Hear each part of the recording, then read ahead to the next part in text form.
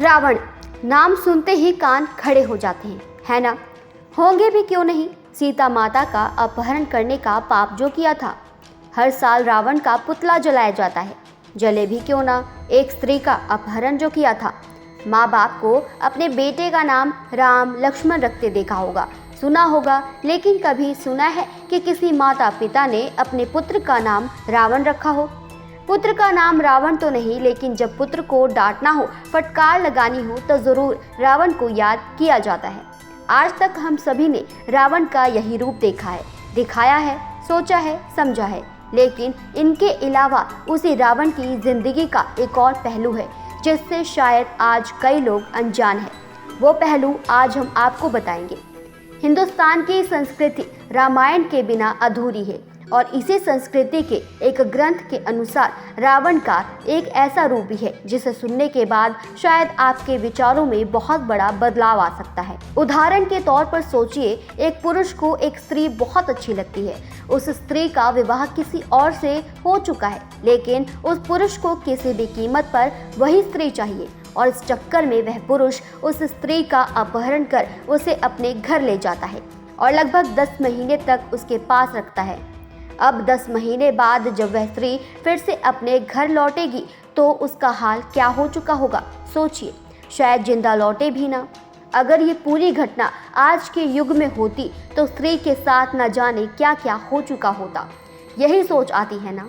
लेकिन यही घटना रावण और माता सीता से जोड़कर देखे तो वे कहते हैं ना, सीता जीवित मिली, ये राम की ताकत थी। कितनी सीता पवित्र मिली, ये रावण की मर्यादा थी। एक मान्यता के अनुसार रावण महामुनि के पास एक महान संकल्प लिया था कि बिना सहमति के पर स्त्री को स्पर्श भी न करना। एक मान्यता ये भी है कि उसे ये श्राप मिला था कि यदि वो किसी स्त्री को उसकी इच्छा के बिना स्पर्श भी कर लेता तो उसी वक्त उसका अंत हो जाता।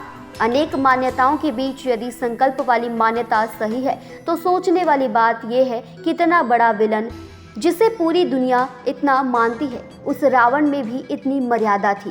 काश यही मर्यादा आज के मानव में होती।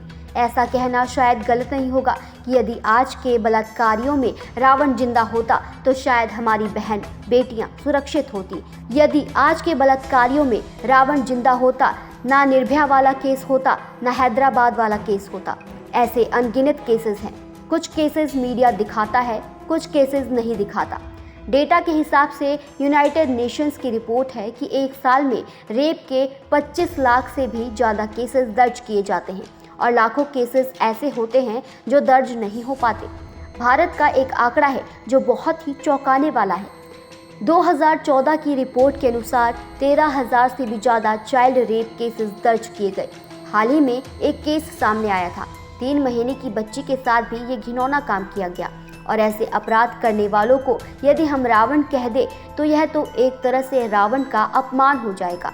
आंकड़ा चाहे 13,000 हो या 13, एक भी केस यदि हमारे भारत में होता है तो ये हम सभी के लिए शर्म की बात है। मर्यादा पुरुषोत्तम श्री राम की भूमि में क्या पुरुष अपनी मर्यादा भूल चुके हैं?